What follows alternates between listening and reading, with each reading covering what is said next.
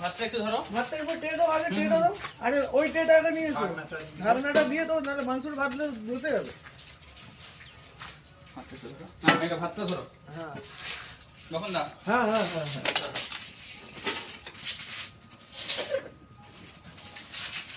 আজকে আমাদের একটা খাবার ডেলিভারি হবে, আমরা গাড়িতে এইসবে তুলছি। তো আপনারাও চলে আসুন যত তাড়াতাড়ি সম্ভব।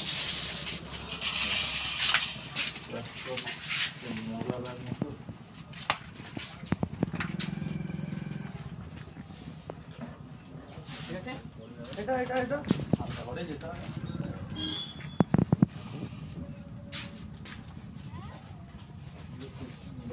ওগুলো পড়ে যাবে, ওগুলো এমনি